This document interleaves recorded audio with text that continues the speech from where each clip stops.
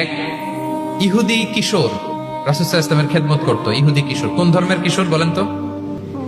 ইহুদি কিশোর প্রায় আসতো রাসূল সাল্লাল্লাহু আলাইহি ওয়াসাল্লামের কাছে, আসতো রাসূল সাল্লাল্লাহু আলাইহি ওয়াসাল্লামের সেবা করতো, কিন্তু তাকে কখনো রাসূল সাল্লাল্লাহু আলাইহি ওয়াসাল্লাম দিনের দাওয়াত দেন নাই।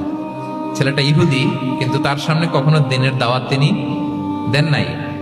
তো একদিন দেখে যে ওই ছেলে আসে না, লাগাতার এরকম কয়েকদিন যাবত ওই ছেলে আর আসে না। তখন রাসূল সাল্লাল্লাহু আলাইহি ওয়াসাল্লাম খোঁজ নিলেন যে কি হয়েছে। তখন রাসূল সাল্লাল্লাহু আলাইহি ওয়াসাল্লাম শুনতে পেলেন যে ছেলেটা অসুস্থ। ছেলেটা কি অসুস্থ?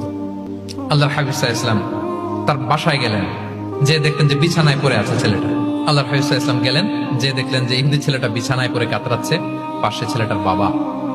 রাসূল সাল্লাল্লাহু আলাইহি ওয়াসাল্লাম তার মাথায় হাত বুলিয়ে দিলেন, তার খোঁজ খবর নিলেন। এবার রাসূল সাল্লাল্লাহু আলাইহি ওয়াসাল্লাম বললেন আসলিম, মানে ইসলাম ধর্ম গ্রহণ করো। ফানাযারা ইলা ওয়াজহি আবি, ইহুদি ছেলেটা তার বাবার চেহারার দিকে তাকালো, দেখে আব্বা কি বলে। বাবা যেহেতু দাঁড়ায় আছে, ফানাযারা ইলা ওয়াজহি আবি, বাবার চেহারার দিকে মুমূর্ষু ছেলেটা বাবার চেহারার দিকে তাকালো।